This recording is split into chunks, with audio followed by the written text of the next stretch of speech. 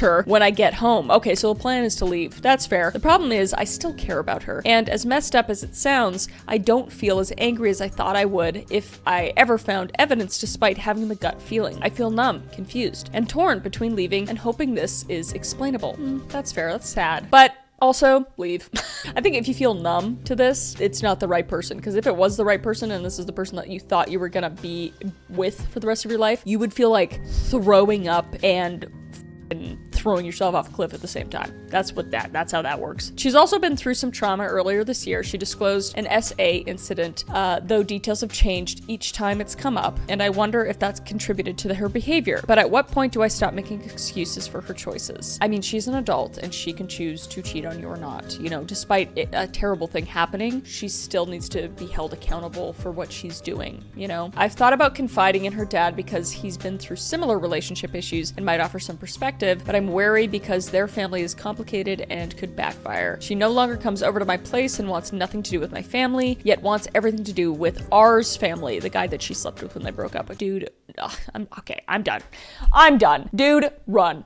That is all I have to say is run. How do you explain Tinder? She's cheating. Yeah. Leave. Why go through all that drama? Yeah, for sure. Sorry to say she's cheating. You need to leave. You will be happier eventually. Absolutely. Literally get out of the fanfic man. Holy shit, she's a pathological liar. Potentially, for sure. Pack your stuff while she's gone and disappear in the night. You'll get over it. Yeah, I don't think you owe her anything at this point. You can leave anyone for any reason, and I think you can be cold and just leave. But I know for me, I'd want to like say, hey, I found this. This is why I'm leaving you. You know, give an explanation, because I think that's just good karma down the road. But that's just me. Let's see what the people in the comments said. Break up. Yeah, I got to where R was mentioned and came here to say this. Didn't even go to the end. Definitely end it. Yeah, this one's like a very simple. Just pick up your stuff, leave out that front door or back door, whatever you prefer, you know, lube it up. Next one is from Am I the A-hole? Am I the A-hole for telling my friend to get a life after she humiliated me for dating an older man? Interesting. Okay. I, 22 female, have been seeing someone, 39 male. Okay, so 40, 18, 17 years older? Yeah, 17. Okay, for about 5 months. He's sweet, respectful, and we have a great connection. But my best friend hates him purely because of his age. She constantly calls him a creep, implies I'm being manipulated, and makes jokes about me having daddy issues in front of our friends. I finally had enough last weekend at a brunch with our friend group. Someone asked if we were official yet, and before I could answer, she laughed and said, "Oh, she's just his fun time girl he uses until he finds someone his own age to settle down with." The table went quiet. I felt really humiliated. She was basically slut-shaming me.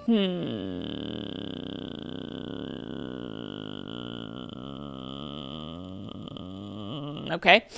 I snapped and said, at least he doesn't treat me like shit. Maybe if you stopped obsessing over my relationship, you'd actually have your own. And she looked like I'd slapped her and burst into tears and left. Now, half of my friends say I was too harsh, but the other half say she had it coming after months of passive-aggressive comments. Okay, so you're 22. This person's 39. Listen, it's all legal and everything, but that specific age gap, it's a little, you know, those are two different lives that's happening. But, you know, to each your own. Again, you're adults. She could just potentially be jealous, potentially saying that kind of stuff about your relationship. You can have like an honest opinion about something and not be a bitch about it, you know? So that's kind of where I'm coming from. I don't think you're the asshole because I feel like she just drove you to the point of just blowing up. You know? What did my little chat say? This is a friend? Yeah, exactly. Oh, that friend would be eating my fist.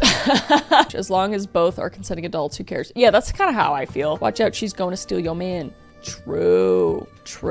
She doesn't want her own, she wants that one. Yeah, true. That's kind of what I'm thinking too, right? Not harsh enough, if you ask me. I love how savage this chat is. She had it coming, and good for the girl to stand up for herself like that. That's how I think too. Like, mind your own at that point. She's not a friend, period. She's being rude and disrespectful. Agreed. Definitely a big age gap, but if it works, I don't see the issue with it. And honestly, yeah, I mean, I know plenty of people that have even bigger age gaps and it worked out well, you know? And I think it kind of depends on the maturity of the girl and the guy. I mean, I don't know.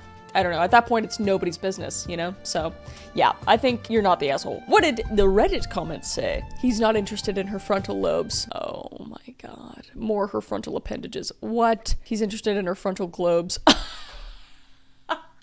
You're not the asshole for getting back at your friend who humiliated you, but your boyfriend is creepy. Most people are being polite about it, but a near 40-year-old man who dates a woman whose frontal lobes haven't even developed yet, happens around 24, 25, then you have to expect that he, not you, or you're innocent and naive and all this, will be getting side-eyed by pretty much everyone. And then somebody said after that, all of the men I know who have dated much younger women have something wrong with them, typically morally. They're with younger women because no other women their age would put up with their shit. Okay, a lot of people on Reddit are just like talking about that, which I don't know, it's hard because it's just like they're consenting adults and it's gonna be something that he or she's gonna have to figure out, unfortunately, on their own, or fortunately, maybe it's just good. I don't know, sometimes it just makes sense and then sometimes it doesn't make sense. So that's not really for us to say because we don't know these people, you know, so it's hard to say. It's hard to say. But overall, I don't think you're the asshole. Okay, darling? Do what you want. Am I the asshole for not being willing to pick my wife up at 2 a.m. at the gate?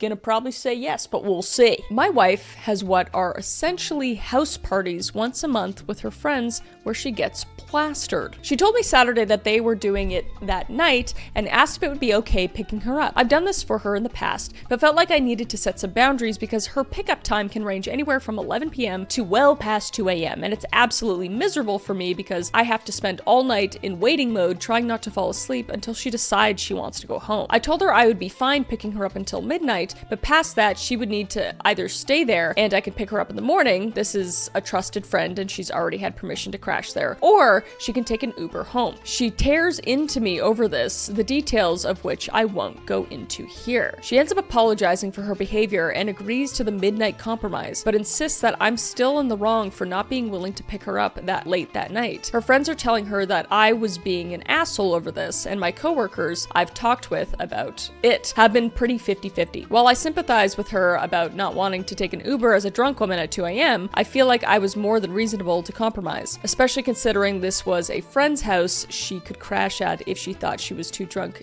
to safely take an Uber. If that was an emergency, I would still go get her, and honestly, if she called at 2 a.m. and I actually woke up, I would still go get her, even if it wasn't an emergency, albeit begrudgingly. What a fun word, begrudgingly. Begrudgingly, I'm gonna use that more. And also, albeit.